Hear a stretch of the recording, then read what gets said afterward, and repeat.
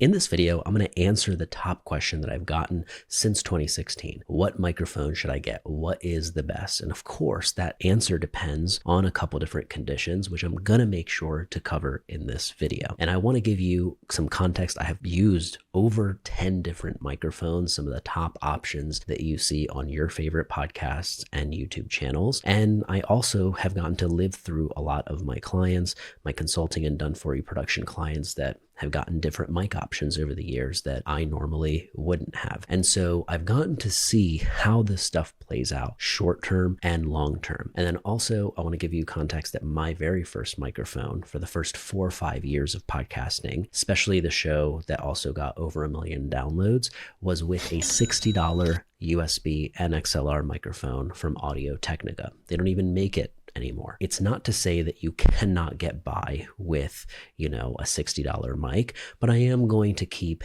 in mind quality, aesthetic, all of those things when I am determining the very best. I'm Misbah Haque, by the way, if this is our first time crossing paths. In 2016, I launched my very first podcast out of my childhood bedroom with no credibility, no audience. And within a year, that show landed me my dream job coaching Fortune 1000 executives, former athletes, and anyone who was transitioning from an injury. That was kind of my specialty. And so now, on this channel, I help people like me and you build their own table with podcasting because the opportunities, the people, the networks, the connections that I've gotten over the years have changed the trajectory of my life. And I hope it can do that for you and your family as well. Also, if you want other recommendations on not just microphones, cameras, lighting, all that other stuff, make sure to download my Notion doc in the description below. I keep that updated over the years as technology changes, as equipment gets better. I make sure to update some of my thoughts on that. So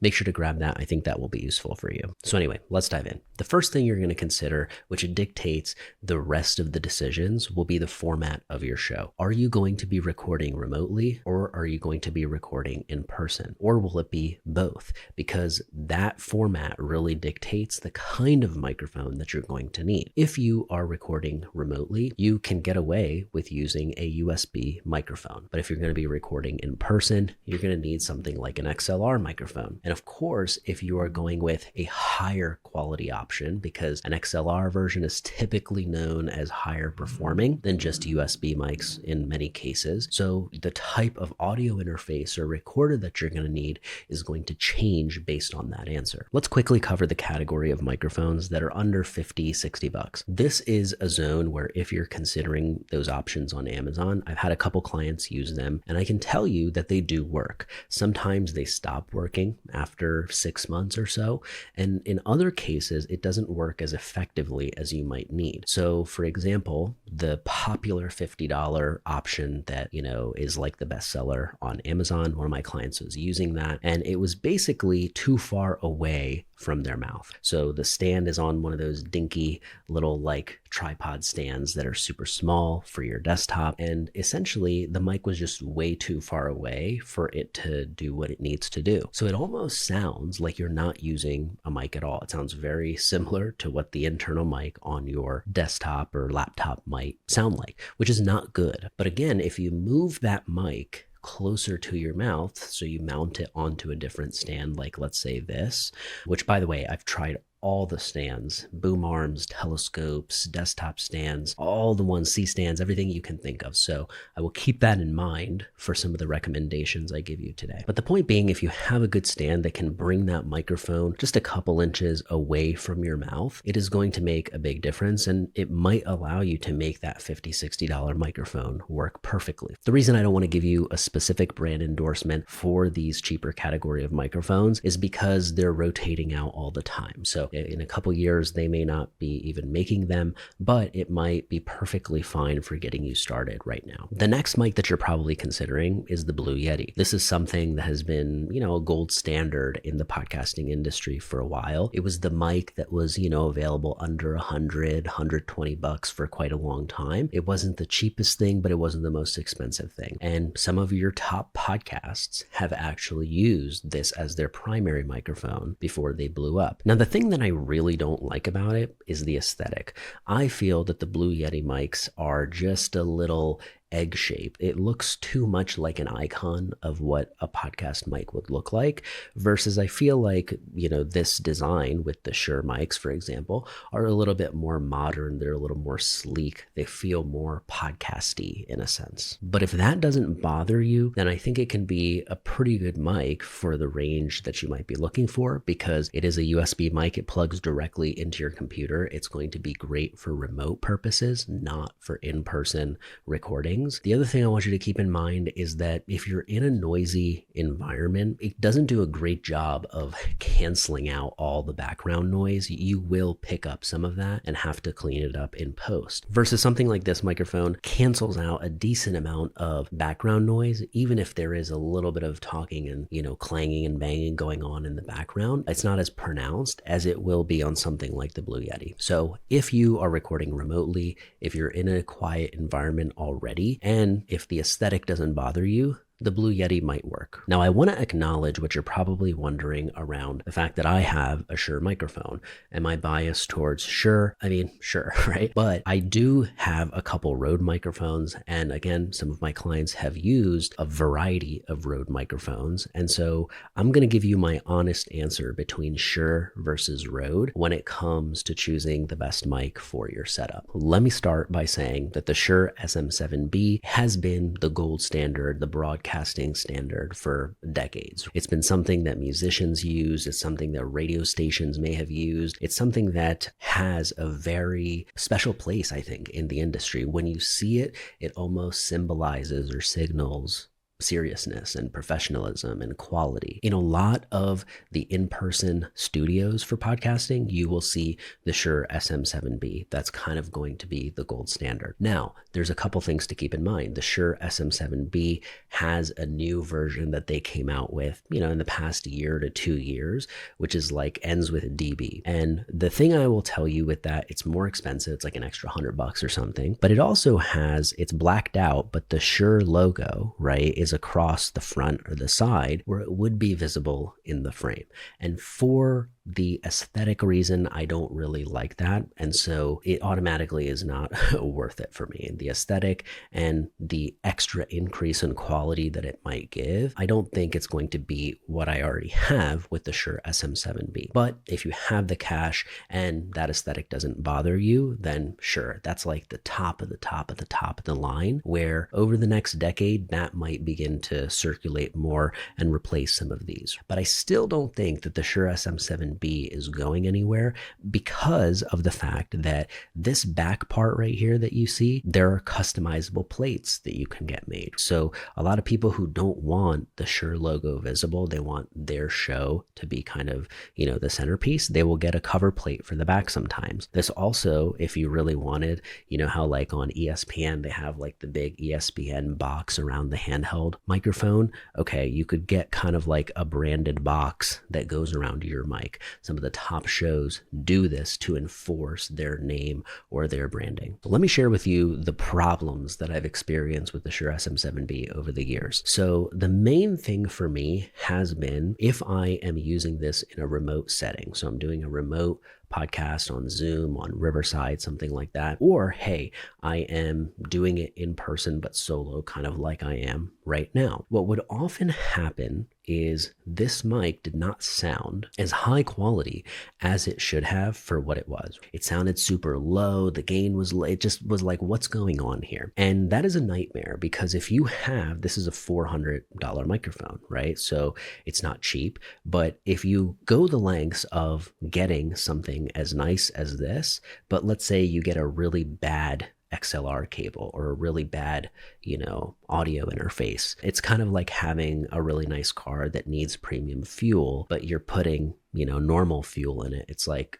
over time, that's going to make an impact. Now, the mistake that I made was trusting the brand Shure, right? And getting the Shure X2U adapter when I first got this. And the Shure X2U is something that is, you convert one end of the XLR cable into it, and the other end has a USB that goes basically into your laptop. So it serves as this bridge for powering the microphone. Now, yes, it does have, the gain volume. You can turn it up, turn it down. But to be honest with you, like the quality was so bad on that thing, and it was so finicky, and it's so universally known at this point that, hey, it's okay, but it's not at all near what you need to get the job done, that I wasted too many years trying to make that work. And that Shure X2U was probably $100. So you have an audio interface for $100, and then you've got this for $400.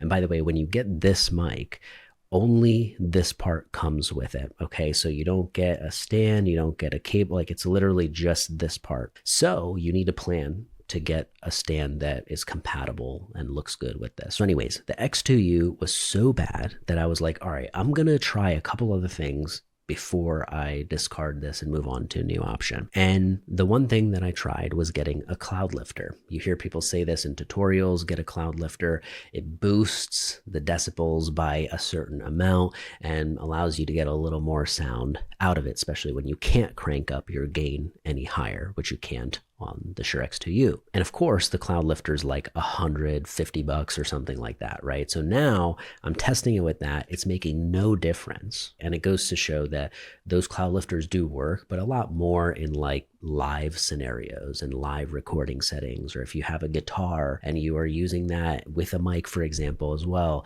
Okay, for normal recording scenarios, that cloud lifter was a waste of time and money. So I returned it. Now, the next thing that I got was an audio interface called the Scarlett 4th Gen 2i2. Okay, so the 2i2 stands for like 2 inputs that go in, versus they have the 4i4 or whatever, which is just, it allows 4 speakers to be plugged in at once. Now, the Scarlett audio interface is not a recorder. It's meant to be plugged in to your laptop, and then you are using some software on your laptop as the recording device. So whether it's GarageBand or Adobe Audition, you're using that as the thing to capture the sound. But I can tell you, as soon as I was plugged in with the Scarlett 4th Gen, it made this mic immediately come to life and sound as good as it should. I did not even have to touch it that much in post-production. And that's the beauty of the Shure SM7B, and why it ranks so highly on my list, is because if you don't want to mess too much with it, you're not going to edit and clean up too much in post, you're in a relatively quiet environment already, like you're able to capture beautiful sound right off the bat and very little room for error, especially if you're pairing it with the interface I just talked about. So of course that made me feel stupid, because I was trying to make this Shure X2U last longer than it needed to. And in those years, I lost out on crisp audio quality that was there the whole time, but the limiter was the audio interface. So keep that in mind. For remote settings, the Scarlett 4th Gen is what I recommend. If you also plan on recording in person, this is great, because what it does is it gives you a chance to do that versus having to use a Zoom H6. Zoom H6 is something that I've owned for nearly a decade now. I've been through a lot with it, recorded a lot with it in person, so it's awesome. But it has up to 4 tracks, 4 inputs for your XLR cables, so I could do on the go, a 4-person podcast. I do find the Zoom H6 does the job, and it's been used for years. They have a new model, new version of that out now that you can certainly get and use as well. But I don't think it's as high quality as what this Scarlett audio interface could do. The Zoom H6 is great if you want headache-free, plug the XLR cable into it. You can use it to turn the gain up or down a little bit, and then you record directly into that device onto an SD card. But again, I think the Scarlett does a better job. And so the thing that actually limits you if you are using it to do an in-person recording will be if you have a laptop and software or not. So if you don't have a laptop that you can use to plug this thing into, you don't have anything to record it into. Or if you don't know how to, get your Adobe Audition up or GarageBand up, like that's going to be the limiter for the in-person recording.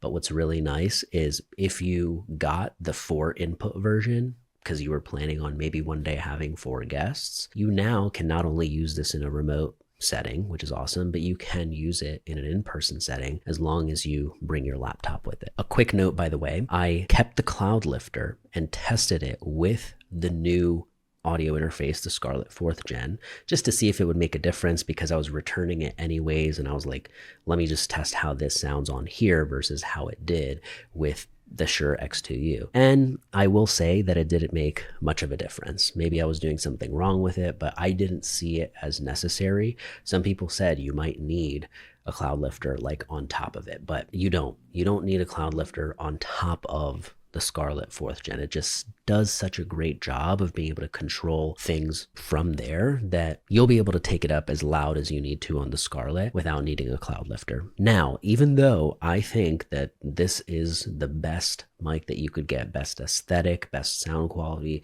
best overall, I do think that the cost is a limiter, right? So if you are not looking to spend $399 on just the mic and then another $150 on maybe the interface and then, the stand, all of that, then there are a couple other options I want to lay out that get pretty close to this quality and might be a better fit for you and might be your best, right? So since we are on the Shure mics, I want to basically tell you about the model that they have below this. So the Shure MV7 or the MV7 Plus is something that many of my clients have used over the years. And it's basically the model of the mic that Shure released shortly after they realized the boom of podcasting was, going on and people wanted these mics, but they didn't want to go through the hassle of getting this one. You need another audio interface. So they basically built the Shure MV7 Plus as a smaller, more compact version of this that has a USB input. You can connect directly into your computer.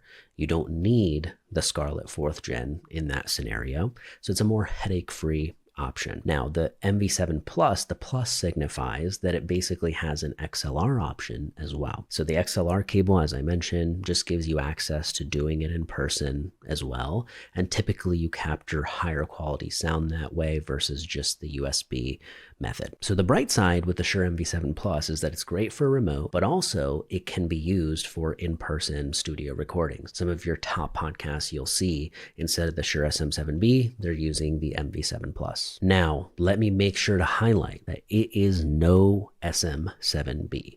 This is something that you'll hear all over people talking about. It's like they did design it in a way that makes it look and feel like you're getting this thing for like half the price. Yeah, you might be getting the aesthetic, which I do really love about this microphone, but you aren't really getting all of the capability and quality that comes with something like this. Now, the price hovers sometimes between, like at the moment, I believe it's $279.99 for the Shure MV7 Plus. And so at that point, it's creeping into that area where it's like, do you want to just go all in and get the SM7B? That's a decision for you to make. Now let's move on to the long-awaited Rode option. Of course, Rode is a household name just like Shure is, and so there's quality that can be expected from them. I have a ton of their shotgun microphones, their lav microphones, all sorts of different stuff, but many of my clients have the PodMic. The PodMic is something that is, it's a little more compact, but it still looks and feels like a professional podcast microphone. There are some microphones you're going to see out there that, yeah, they might sound good, but it doesn't look the part maybe in your frame and in your composition, especially if you take it into a live recording in-person studio type setting. So the Rode PodMic has been something I've seen clients of mine use over the years, both in remote settings and in-person studio recordings. And what I love about it is that you get the high quality that comes with a Shure SM7B, but you get it for $199. So for $199, you basically have a very professional looking microphone that looks and fits the part, but it also sounds the part, most importantly. What's really cool about the Rode PodMic is that the original version was just XLR. And so you would need the Scarlett interface that I mentioned if you were using it even remotely. But now what they've done is they have both options, right? So they have a USB and an XLR built in. So hey, if you want to just connect directly into your computer, you don't want the headache of the extra interface, go for it. And if you find, hey, I want to control and customize my sound a little bit more, I want to crank up the gain a little more, okay, you can actually get the audio interface and go that method as well with the XLR. Or again, if you are using the XLR to record in an in-person scenario, it will work perfectly in that case. Now, the next consideration that I did keep in mind is how the mics will look on the stand. So whether you're using a desktop stand, you're using a telescope stand, I've had a, boom arm one, whatever it is, I find that the Shure SM7B and both the Rode PodMic look beautiful on those stands. An example of something that looks absolutely horrifying is the Blue Yeti. I hated the Blue Yeti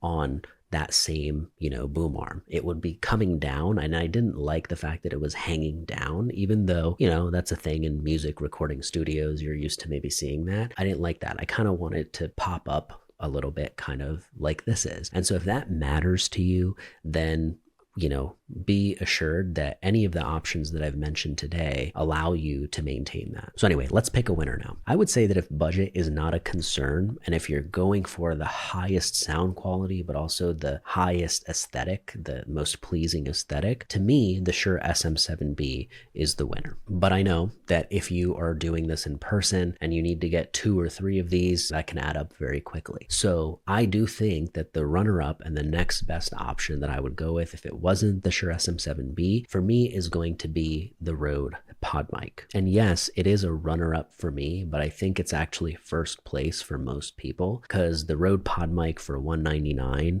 you can't beat that, especially because the Shure MV7, it started out being maybe $220, but as soon as they made the MV7 Plus version, it's like, okay, now it's getting close to the 300 range. And it's like, by that point, now maybe make the decision between the SM7B or go with something that's much more affordable. So for that reason, I think that the Rode PodMic is an absolute winner. It's the best mic for podcasting in 2025 for a majority of people. And then of course, for the people that maybe have a budget or they're willing to invest a little bit more, I think the Shure SM7B is definitely the clear winner. So I know I said that the Rode PodMic is a runner-up for me, but I think for most people, it's going to actually be the clear winner and the best option, because if the $399 price tag for the Shure SM7B steers you away right off the bat, then don't consider the Shure MV7 Plus unless you're tied to the Shure brand,